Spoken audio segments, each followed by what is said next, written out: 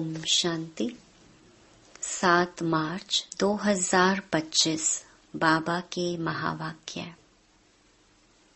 मीठे बच्चे, यह अनादि अविनाशी बना बनाया ड्रामा है। इसमें जो सीन पास हुई वह फिर कल्प के बाद ही रिपीट होगी। इसीलिए सदा निश्चिंत रहो। प्रश्न: यह दुनिया अपनी तमो प्रधान स्टेज पर पहुंच गई है, उसकी निशानियां क्या हैं? उत्तर: दिन प्रतिदिन उपद्रव होते रहते हैं। कितनी घमसान हो रही है। चोर कैसे मार पीट कर लूट ले जाते हैं। बिना मौसम बरसात पड़ती रहती है। कितना नुकसान हो जाता है। यह सब तमो प्रधानता के चिन्ह हैं। तमो प्रधान प्रकृति दुख देती रहती है। तुम बच्चे ड्रामा के राज को जानते हो, इसीलिए कहते हो नथिंग न्यू। ओम शांति। अभी तुम बच्चों पर ज्ञान की वर्षा हो रही है। तुम हो संगम युगी और बाकी जो भी मनुष्य हैं वह सब हैं कलयुगी। इस समय दुनिया में अनेक मत मतांतर हैं। तुम बच्चों की तो है एक मत। जो एक मत भगवान की ही मिलती है। वे लोग भक्ति मार्ग में जप तप तीर्थ आदि जो कुछ करते हैं वह समझते हैं यह सब रास्ते भगवान से मिलने के हैं। कहते हैं भक्ति के बाद ही भगवान मिलेंगे, परंतु उन्हों को यह पता ही नहीं है कि भक्ति शुरू कब होती है और कब तक चलती है। सिर्फ कह देते भक्ति से भगवान मिलेगा, इसलिए अनेक प्रकार की भक्ति करते आते हैं। यह भी खुद समझते हैं कि परंपरा से हम भक्ति करते आए हैं। एक दिन भगवान जरूर मिलेगा। कोई न कोई रूप में भगवान मिलेगा। क्या करेंगे? जरूर सद्गति करेंगे, क्योंकि वह है ही सर्व का सद्गति दाता। भगवान कौन है, कब आएगा, यह भी नहीं जानते। महिमा भल किस्म किस्म की गाते हैं। कहते हैं भगवान पतित पावन है, ज्ञान का सागर है। ज्ञान से ही सद्गति होती है। यह भी जानते हैं भगवान निराकार है। जैसे हम आत्मा भी निराकार हैं, पीछे शरीर लेती हैं। हम आत्माएं भी बाप के साथ परम धाम में रहने वाली हैं। हम यहाँ की वासी नहीं हैं। कहाँ के निवासी हैं, यह भी यथार्थ रीति नहीं बतलाते हैं। कोई तो समझते हैं हम स्वर्ग में चले जाएंगे। अब सीधा स्वर्ग में तो किसको भी जाना नहीं है। कोई फिर कहते ज्योति ज्योत में समा जाएंगे। यह भी रॉन्ग है। आत्मा को विनाशी बना देते हैं, मोक्ष भी हो न सकी, जबकि कहते हैं बनी बनाई बन रही, अब कुछ बननी नहीं। यह चक्र फिरता रहता है। हिस्ट्री ज्योग्राफी रिपीट होती है, परंतु चक्कर कैसे फिरता है यह नहीं जानते। न चक्कर को जानते न ईश्वर को जानते। भक्ति मार्ग में कितना भटकते हैं। भगवान कौन है यह तुम जानते हो। भगवान को फादर भी कहते हैं, तो बुद्धि में आना चाहिए ना। लौकिक फादर भी तो है, फिर हम उनको याद करते हैं, तो दो फादर हो गए, लौकिक और पारलौकिक। उस पारलौकिक बाप से मिलने के लिए इतनी भक्ति करते हैं। वह परलोक में रहते हैं। निराकारी दुनिया भी है जरूर। तुम अच्छी रीति जानते हो, मनुष्य जो कुछ करते हैं वह सब है भक्ति मार्ग। रावण राज्य में भक्ति ही भक्ति होती आई है। ज्ञान हो न सके, भक्ति से कभी सद्गति नहीं हो सकती। सद्गति करने वाले बाप को याद करते हैं तो जरूर वह कभी आकर सद्गति करेंगे। तुम जानते हो यह बिल्कुल ही तमो प्रधान दुनिया है। सतो प्रधान थे, अभी तमो प्रधान है। कितने उपद्रव होते रहते हैं। बहुत घमसान हो रही है। चोर भी लूटते रहते हैं। कैसे कैसे मार पीट कर चोर पैसे लूट ले जाते हैं। ऐसी ऐसी दवाइयां हैं जो सुंघाकर बेहोश कर देते हैं।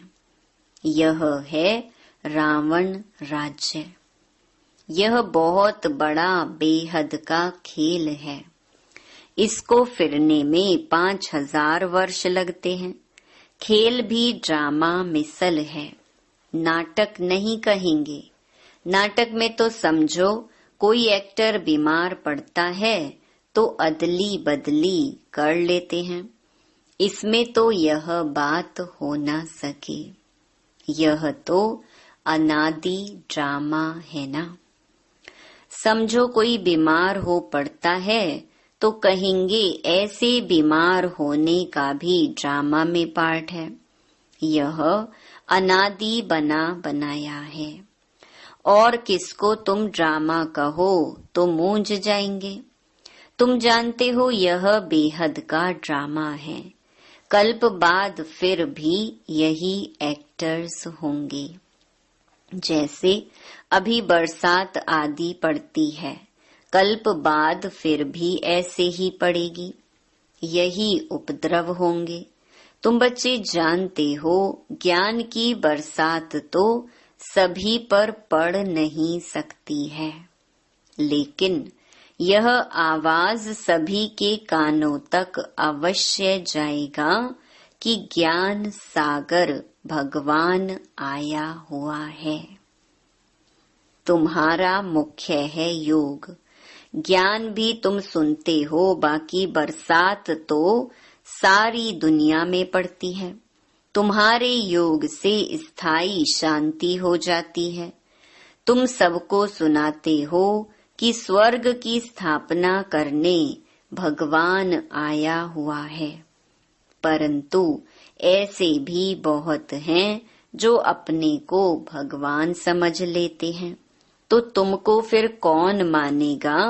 इसीलिए बाप समझाते हैं कोटों में कोई निकलेंगे। तुम्हारे में भी नंबरवार जानते हैं भगवान बाप आया हुआ है। बाप से तो वर्षा लेना चाहिए ना। कैसे बाप को याद करो वह भी समझाया है। अपने को आत्मा समझो। मनुष्य तो देह अभिमानी बन गए हैं।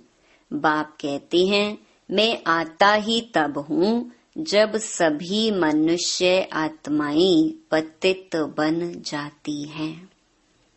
तुम कितने तमो प्रधान बन गए हो। अब मैं आया हूँ तुमको सतो प्रधान बनाने। कल्प पहले भी मैंने तुमको ऐसे समझाया था। तुम तमो प्रधान से सतो प्रधान कैसे बनेंगे। सिर्फ मुझे याद करो। मैं आया हूँ तुमको अपना और रचना का परिचय देने। उस बाप को सभी याद करते ही हैं। रावण राज्य में आत्मा अपने बाप को याद करती है। बाप है ही अशरीरी, बिंदी है ना।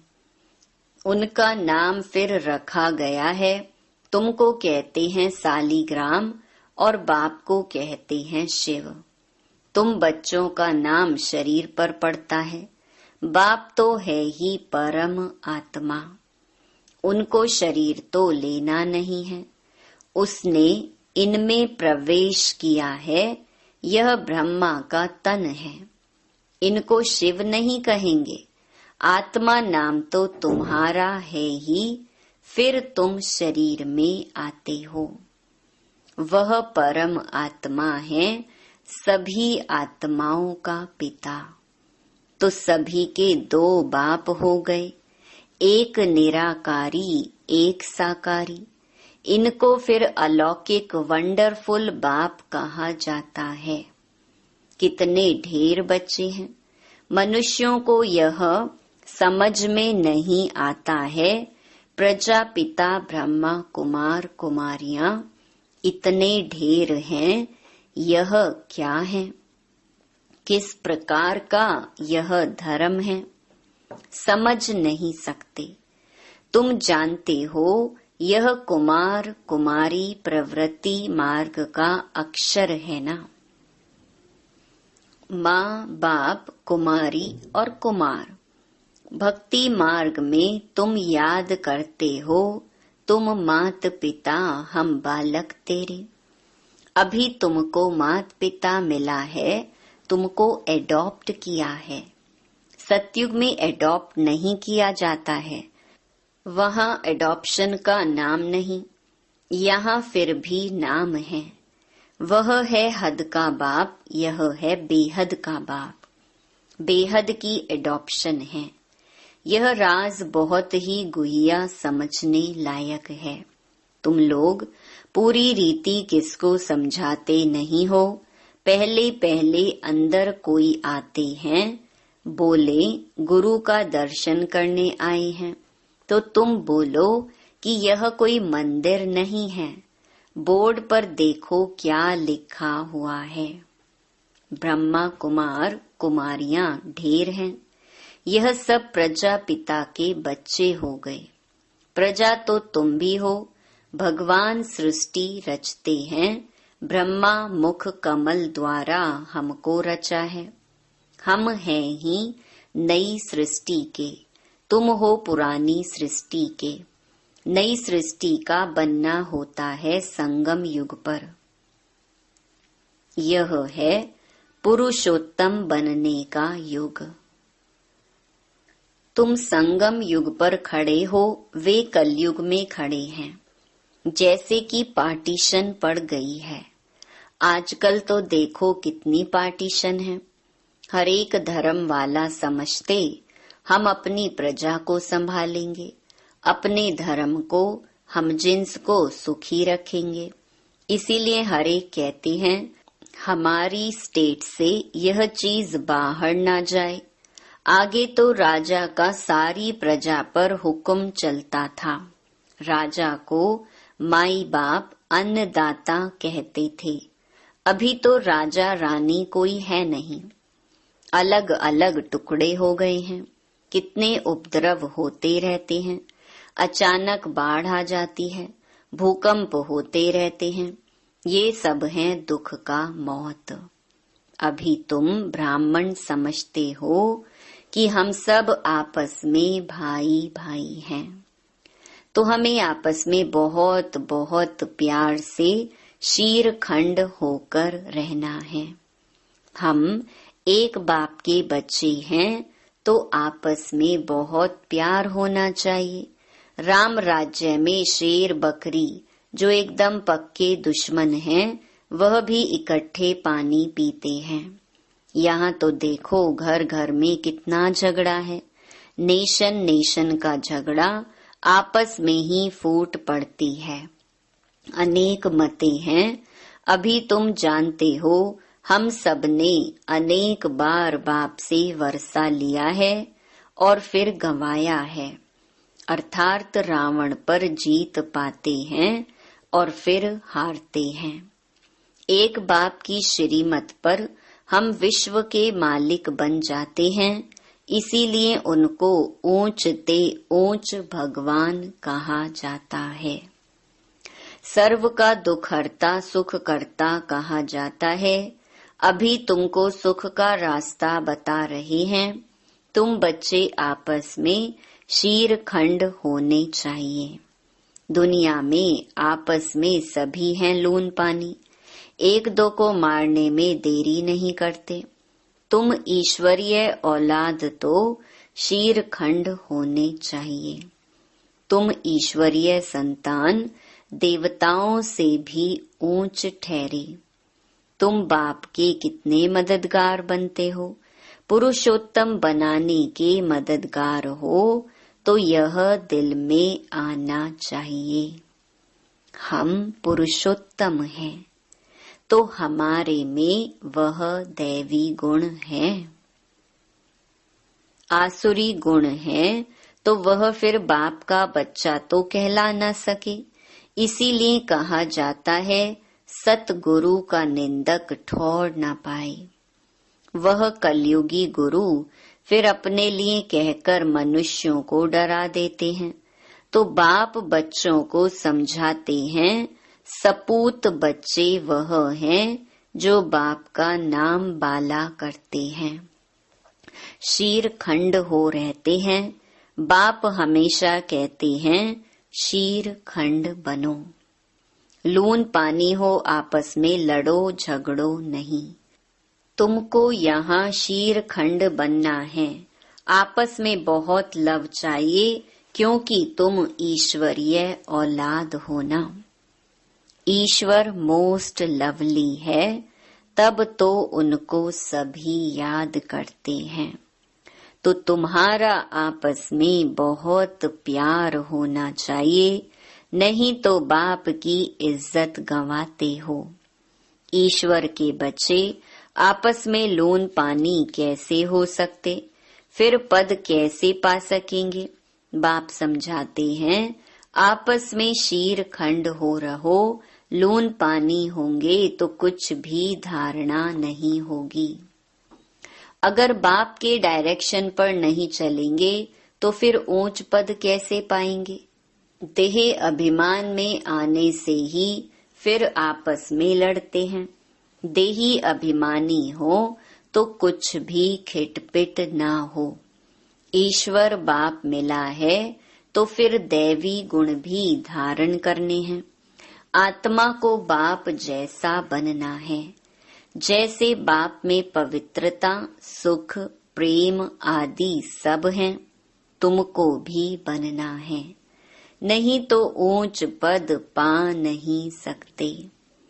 पढ़कर बाप से ऊंच वर्षा पाना है। बहुतों का जो कल्याण करते हैं वही राजा रानी बन सकते हैं। बाकी दास दासियां जाकर बनेंगे। समझ तो सकते हैं ना कौन कौन क्या बनेंगे। पढ़ने वाले खुद भी समझ सकते हैं। इस हिसाब से हम बाबा का क्या नाम निकालेंगे। ईश्वर के बच्चे तो मोस्ट लवली होने चाहिए, जो कोई भी देख खुश हो जाए। बाबा को भी मीठे वह लगेंगे। पहले घर को तो सुधारो। पहले घर को फिर पर, माना दूसरों को सुधारना है। गृहस्थ व्यवहार में कमल फूल समान पवित्र और शीरखंड होकर रहो। कोई भी देखे तो कहे ओहो, यहाँ तो स्वर्ग लगा पड़ा है। अज्ञान काल में भी बाबा ने खुद ऐसे घर देखे हैं। 6-7 बच्चे शादी किए हुए सब इकट्ठे रहते हैं। सब सवेरे उठकर भक्ति करते हैं। घर में एकदम शांति लगी रहती है। यह तो तुम्हारा ईश्वरीय कुटुंब है। हंस और बगुला इकट्ठा तो रह नहीं सकते। तुमको तो हंस बनना है। लून पानी होने से बाबा राजी नहीं होगा। बाप कहेंगे तुम कितना नाम बदनाम करते हो। अगर शीर खंड होकर नहीं रहेंगे तो स्वर्ग में ऊंच पद पा नहीं सकेंगे, बहुत सजा खाएंगे। बाप का बनकर फिर अगर लोन पानी हो रहते हैं तो 100 गुना सजा खाएंगे। फिर तुमको साक्षात्कार भी होते रहेंगे कि हम क्या पद पाएंगे। अच्छा, मीठे मीठे सिकी लधे बच्चों प्रति मात पिता बाप दादा का याद प्यार और गुड मॉर्निंग। रूहानी बाप की रूहानी बच्चों को नमस्ते। धारणा के लिए मुख्य सार। पहला, सदा ध्यान रहे हम ईश्वर के बच्चे हैं। हमें मोस्ट लवली होकर रहना है। आपस में कभी भी लोन पानी नहीं होना है। पहले अपने को सुधारना है, फिर दूसरों को सुधारने की शिक्षा देनी है।